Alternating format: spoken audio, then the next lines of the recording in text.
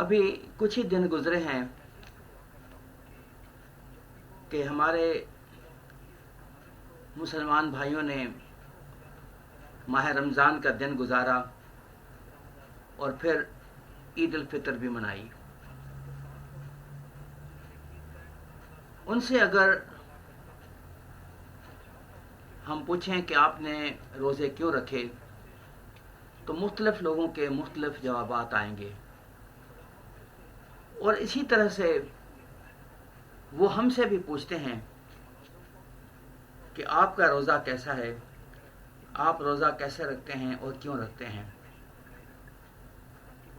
خدا تعالیٰ کی سب سے بڑی خواہش یہ ہے کہ انسان اپنے تمام معاملات حیات میں اس کے تابع ہو اور دیگر انسانوں سے پیار، محبت اور ہمدردی سے پیش آئے.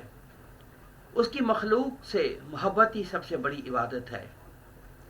خدا یسوع مسیح نے متی کی انجیل 5 باب کی 23ویں اور 24ویں آیت میں کہا، بس اگر تو قربان گاہ پر اپنی نظر گزرانتا ہو اور وہاں تجھے یاد آئے کہ میرے بھائی کو مجھ سے کچھ شکایت ہے تو وہیں قربان گاہ کے آگے اپنی نظر چھوڑ دے اور جا کر اپنے بھائی سے پہلے ملاپ کر، تب آ کر اپنی نظر گزران.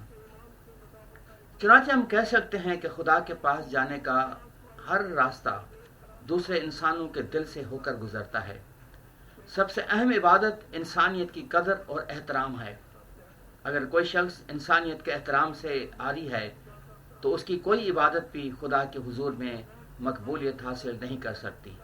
یہی حال روزے کی عبادت کا بھی ہے. اگر ہمارے روزے دوسرے انسانوں کے لیے برکت کا باعث نہیں اور ان کی بھلائی عمل میں نہیں آتی تو ہماری بھوک اور پیاس رائے گاں ہے. یساع نبی کی معرفت خداوند فرماتا ہے کہ کیا یہ وہ روزہ ہے جو مجھ کو پسند ہے، ایسا دن کہ اس میں آدمی اپنی جان کو دکھ دے اور اپنے سر کو جھاؤ کی طرح جھکائے اور اپنے نیچے ٹاٹ اور راکھ بچھائے. کیا تو اس کو روزہ اور ایسا دن کہے گا جو خداوند کا مقبول ہو؟ کیا وہ روزہ جو میں چاہتا ہوں یہ نہیں کہ ظلم کی زنجیریں توڑیں اور جوئے کے بندھن کھولیں اور مظلوموں کو آزاد کریں، بلکہ ہر ایک جوئے کو توڑ ڈالیں؟ کیا یہ نہیں کہ تو اپنی روٹی بھوکھوں کو کھلائے اور مسکینوں کو جو آوارہ ہیں اپنے گھر میں لائے، جب کسی کو ننگا دیکھے تو اسے پہنائے؟ اگر کوئی شخص روزہ رکھ کے کھانے پینے سے تو مکمل پرہیز کرتا ہے لیکن خدا کے احکام کی پرواہ نہیں کرتا، تو آپ کیا سمجھتے ہیں کہ خدا محض اس کی بھوک اور پیاس سے خوش ہوگا؟ کیا اس طرح کے روزے کا کوئی فائدہ ہوگا؟ خداوند کی خوشی اس میں ہے کہ ہر انسان خواہ وہ روزہ میں ہو یا بغیر روزہ کے اس کے حضور فروتن اور حلیم بن کر اس کی مرضی کے تابع رہے. عام انسانوں کی نسبت ایک روزے دار سے کہیں زیادہ یہ توقع کی جاتی ہے کہ روزے کے دوران اور روزے کے بعد بھی اس کی زندگی میں مثبت تبدیلی دیکھنے میں آئے. اس کی زندگی میں غصہ، حسد، غرور، لالچ، جھوٹ اور فریب کی جگہ محبت، حلیمی، برداشت، ایثار اور دوسروں کی بھلائی کا جذبہ بیدار ہو اور وہ جسمانی اور نفسانی خواہشات پر قابو پانا سیکھے. یساع نبی کے صحیفے کے 58 باب میں کچھ اس طرح سے بھی لکھا ہے کہ روزہ دار اپنے ہاتھ اور زبان کو دوسروں پر ظلم کرنے سے روکے، جہاں تک ممکن ہو سکے مسکینوں اور محتاجوں کی ضروریات کو پورا کرے، جھوٹ، فریب و دھوکہ دہی سے باز آئے، پریشان اور آزردہ دلوں کی تسلی اور اطمینان کا باعث بنے، خود غرضی پر مبنی اپنی خوشی اور بے فائدہ باتوں سے دستبردار رہے.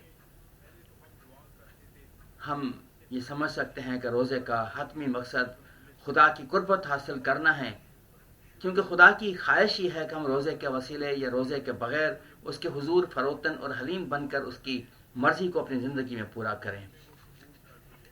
خدا یسوع مسیح کی زندگی کا مقصد بھی یہی رہا، اسی لیے وہ اپنے تمام تر معاملات حیات میں خدا کی مرضی کو ترجیح دیتے رہے. یسوع نے کہا کہ میں اپنی نہیں بلکہ اپنے بھیجنے والے کی مرضی چاہتا ہوں. یوحنا کی انجیل 5 باب اس کی 30ویں آیت. خدا یسوع مسیح کا روزہ ہمارے لیے ایک قابل تقلید مثال ہو سکتا ہے. یسوع نے 40 دن کا ایک ہی روزہ رکھا، پھر اسی روزے کی برکات ساری عمر لوگوں میں تقسیم کرتے رہے. رسولوں کے اعمال 10 باب 38ویں آیت میں لکھا ہے، وہ بھلائی کرتا اور ان سب کو جو ابلیس کے ہاتھ سے ظلم اٹھاتے تھے شفا دیتا پھرا کیونکہ خدا اس کے ساتھ تھا۔ لوکا کے انجیلی بیان میں 4 باب کی 40ویں آیت میں لکھا ہے کہ سب لوگ جن کے ہاں طرح طرح کی بیماریوں کے مریض تھے انہیں اس کے پاس لائے، اور اس نے ان میں سے ہر ایک پر ہاتھ رکھ کر انہیں اچھا کیا۔ خدا ہم سے بھی یہی چاہتا ہے کہ ہم اپنی پوری طاقت سے خدا سے پیار کریں اور اس کی مخلوق کی بھلائی کے لیے کام کریں۔ یہی ہمارا حقیقی روزہ ہے۔ اسی لیے یسایہ کی کتاب 58 باب میں تحریر ہے کہ کیا وہ روزہ جو میں چاہتا ہوں یہ نہیں کہ ظلم کی زنجیریں توڑیں اور جوئے کے بندھن کھولیں، مظلوموں کو آزاد کریں، بلکہ ہر ایک جوئے کو توڑ ڈالیں؟ کیا یہ نہیں کہ تو اپنی روٹی بھوکھوں کو کھلائے اور مسکینوں کو جو آوارہ ہیں اپنے گھر میں لائے، اور جب کسی کو ننگا دیکھے تو اسے پہنائے؟ جب خداوند یسوع مسیح کا تخت عدالت لگے گا تو وہ بھی لوگوں سے یہی پوچھے گا، کیا تم نے بھوکھوں کو کھانا کھلایا، پیاسوں کو پانی پلایا، پردیسیوں کو اپنے گھر میں اتارا، ننگوں کو کپڑا پہنایا، بیماروں کی عیادت کی، قیدیوں کی خبر گیری کی؟ جب تم نے میرے ان سب سے چھوٹے بھائیوں میں سے کسی کے ساتھ یہ سلوک کیا تو میرے ہی ساتھ کیا۔ یہی وہ روزہ ہے جو خدا اور مسیح ہم سے چاہتا ہے۔ سوچنے کی بات یہ ہے کہ جب ہم روزہ رکھتے ہیں تو ہمارے روزے کے دوران اور بعد میں ہمارا رویہ کیسا ہوتا ہے؟ ہمارا روزہ کس حد تک دوسروں کے لیے باعث برکت ہے؟ ہم جس قدر دوسروں کے لیے باعث برکت بننے کی کوشش کریں گے اسی قدر خدا ہمارے دامن کو بھی اپنی برکات سے بھرتا جائے گا۔ اس تعلق سے ہم ایک خوبصورت کہانی سن سکتے ہیں۔ یہ کہانی کچھ عرصہ قبل میرے ایک دوست نے مجھے سنائی تھی۔ یہ کہانی ایک بہت بڑے کاروباری شخص کی ہے، اور یہ کہانی انہوں نے ایک اخباری کالم میں پڑھی تھی، اور پھر وہ کالم میں نے بھی پڑھا۔ ہمارے کالم نگار دوست کے مطابق ان کے دوست سیٹھ صاحب خاندانی رئیس ہیں۔ انہوں نے بڑی بڑی باتوں پر توجہ دی، اپنی بڑی بھرپور زندگی گزاری، لیکن کچھ سال پہلے انہیں جگر کا عارضہ لاحق ہو گیا۔ ڈاکٹروں کا کہنا تھا کہ ان کا جگر سکڑ کر 15% رہ گیا ہے۔ وہ پچھلے کئی برسوں سے ہر ہفتے پیٹ سے 4 بوتل پانی نکلواتے تھے۔ ان کے گردے تقریباً ناکارہ ہو چکے تھے۔ وہ ایک وقت میں آدھے سلائی سے زیادہ خوراک نہیں کھا سکتے تھے۔ ان کے پھیپھڑوں میں اکثر پانی بھر جاتا تھا، جس سے انہیں سانس لینے میں دقت ہوتی تھی۔ نکاہت اس قدر تھی کہ ملازم انہیں اٹھا کر ٹوائلٹ لے جاتے تھے۔ ڈاکٹروں کی کوشش سے کبھی کبھی سال 6 مہینے کے بعد ان کی طبیعت ذرا سنبھل جاتی تو وہ چھڑی کی مدد سے اٹھ کر بیٹھ جاتے تھے۔ 4 ماہ قبل وہ بستر پر کروٹ بدلنے سے بھی معذور تھے۔ کالم نگار دوست کا کہنا ہے کہ پچھلے ماہ جب میں ان سے ملنے گیا تو میری حیرانی کی کوئی حد انتہا نہ رہی۔ یہ دیکھ کر میرا منہ کھلے کا کھلا رہ گیا کہ سیٹھ صاحب لان میں بغیر کسی سہارے کے چہل قدمی کر رہے ہیں۔ وہ گلاب کی کیاریوں سے اپنا سفر شروع کرتے، نپے تلے قدموں سے چلتے ہوئے چنبیلی کی قطار تک پہنچتے، رکتے، منہ کھول کر لمبی لمبی سانس لیتے اور کمر پر ہاتھ رکھ کر واپس گلاب کی طرف چل پڑتے۔ یہ پچھلے آدھ گھنٹے میں ان کا 8واں چکر تھا۔ ان کی مشہور زمانہ چھڑی امرود کے تنے سے ٹیک لگائے ہوئی تھی، اور ان کے ملازم برآمدے میں ہاتھ باندھے کھڑے تھے۔ ہمارے کالم نگار دوست کہتے ہیں کہ سیٹھ صاحب نے دور ہی سے ہاتھ ہلا کر مجھے خوش آمدید کہا اور خود اسی طرح واک کرتے رہے۔ میں ان کے انتظار میں لان چیئر پر بیٹھ گیا۔ وہ اپنا 10واں پھیرا مکمل کر کے آہستہ آہستہ چلتے ہوئے کرسیوں کے نزدیک آ گئے۔ میں ان کے احترام میں کھڑا ہو گیا۔ سیٹھ صاحب نے بازو بڑھا کر مجھ سے ہاتھ ملایا، میری خیریت پوچھی اور پھر مسکرا کر میرے سامنے بیٹھ گئے۔ میں بھی بیٹھ گیا۔ ان کے ماتھے پر پسینے کے قطرے چمک رہے تھے۔ گردن میں صحت مند لوگوں جیسا تناؤ تھا۔ آواز میں ایک عجیب گھن گرج تھی۔ ملازم نے انہیں تولیہ تھمایا تو انہوں نے تولیے سے منہ صاف کیا اور ہنس کر بولے، میں تمہاری پریشانی سمجھ رہا ہوں۔ تمہاری جگہ کوئی بھی ہوتا تو اس کا یہی رد عمل ہوتا۔ یہ معجزہ ہوا کیسے؟ کوئی دوا، کوئی دعا، کوئی پیتھی، کوئی تھراپی، کس نے یہ کمال دکھایا؟ مجھے اپنے سوال کے لیے مناسب الفاظ نہیں مل رہے تھے۔ سیٹھ صاحب مسکرائے تو ڈوبتے سورج کی کرنیں ان کے دودھ جیسے اجلے دانتوں پر اتر آئیں۔ ملازم ان کی چھڑی لے آیا۔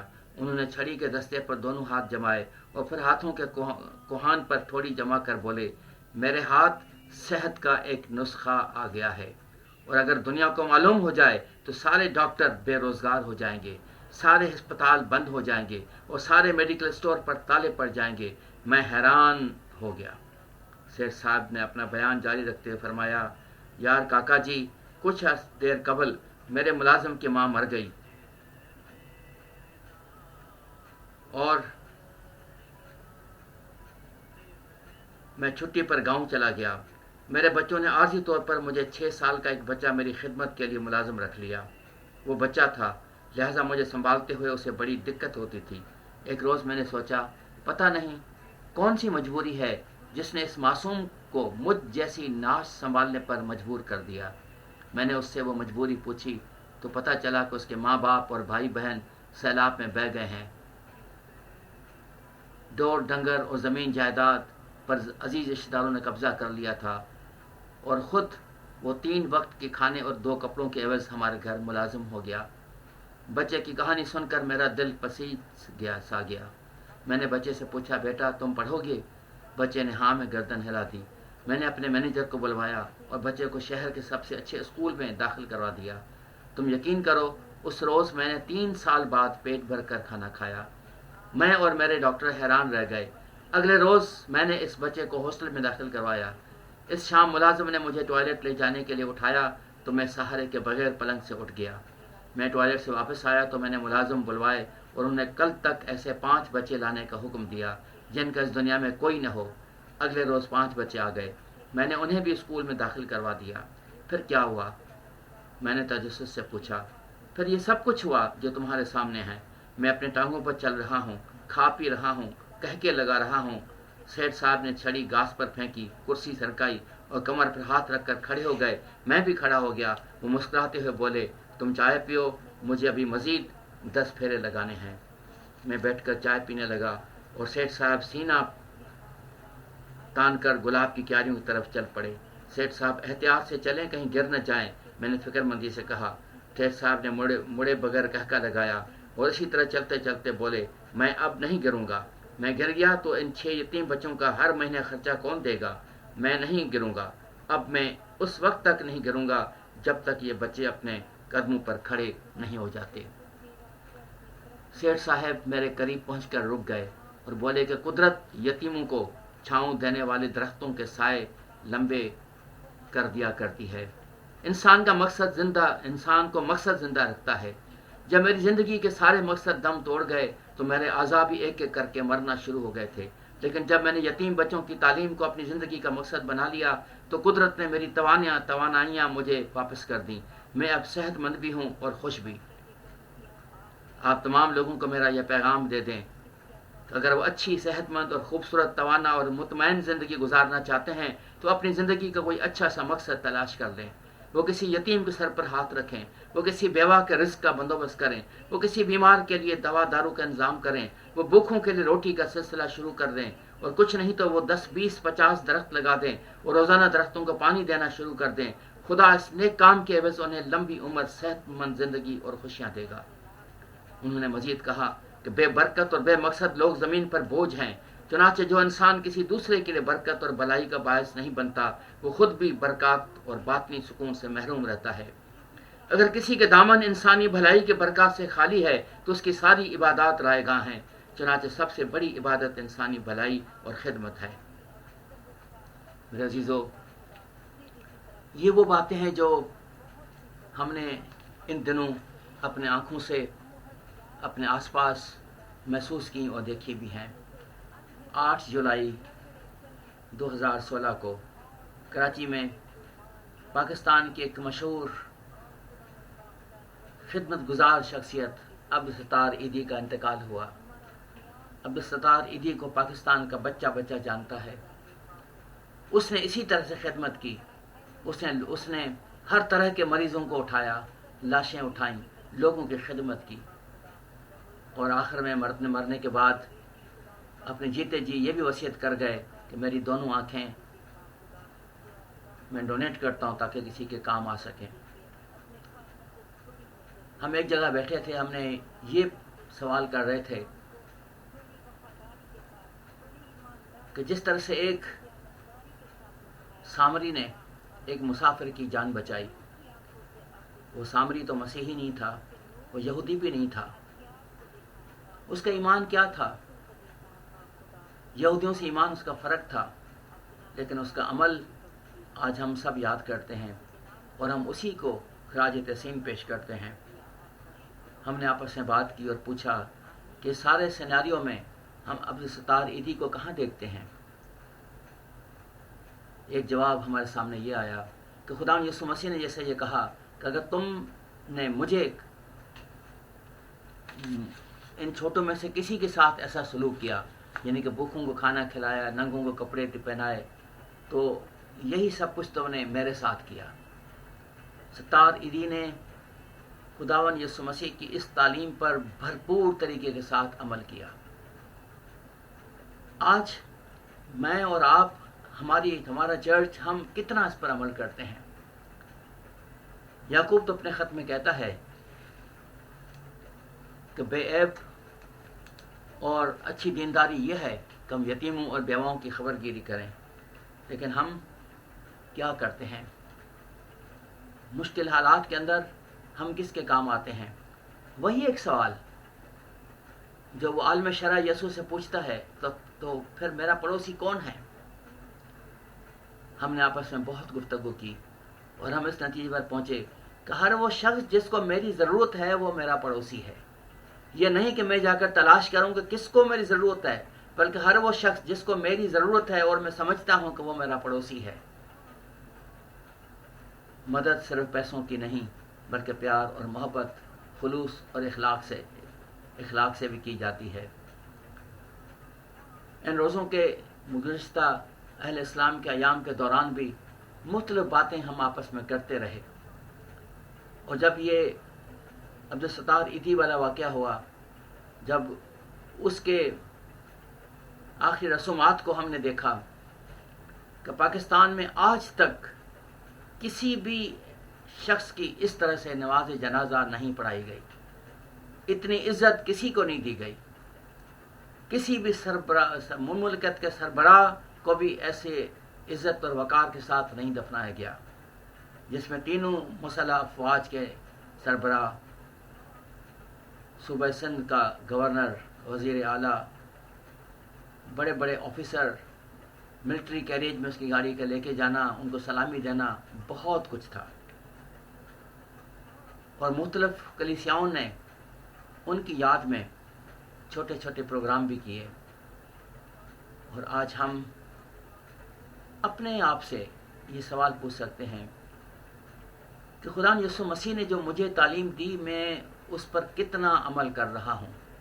میں کس مقام پر کھڑا ہوں؟ میرا رویہ لوگوں کے ساتھ کیسا ہے؟ اور میں کس طرح سے یہ سب کچھ کر رہا ہوں؟ اور ہم ان باتوں کو ابھی تک بہتر طریقے کے ساتھ شاید سوچ سمجھ بھی نہیں سکے۔ نہ کوئی شب ہو شب غم، یہ سوچتے ہیں ہم، کسی کی آنکھ نہ ہو نم، یہ سوچتے ہیں ہم۔ یہ حبیب جالب کا کلام ہے۔ یہ بھی کہتا ہے کہ کسی کا حق ہے سمندروں پر اور کوئی پیاسا، یہ کیا ہے، کیوں ہے یہ عالم، یہ سوچتے ہیں ہم۔ کسی کے لب پہ نہ ہو داستان تشنہ لبی، زمین پہ کوئی نہ ہو جم، یہ سوچتے ہیں ہم۔ زمین پہ آگ نہ برسے، فضا صدا مہکے، بپا نہ ہو کہیں ماتم، یہ سوچتے ہیں ہم۔ کرے نہ کوئی زمانے میں جنگ کی باتیں، جھکے نہ امن کا پرچم، یہ سوچتے ہیں ہم۔ سفر ہے شب کا دل ہمر ہاں بجھے نہ کہیں، لگن کی لو نہ ہو مدہم، یہ سوچتے ہیں ہم۔ لیکن کیا ہم صرف سوچتے رہیں گے؟ ہم عملی قدم کب اٹھائیں گے؟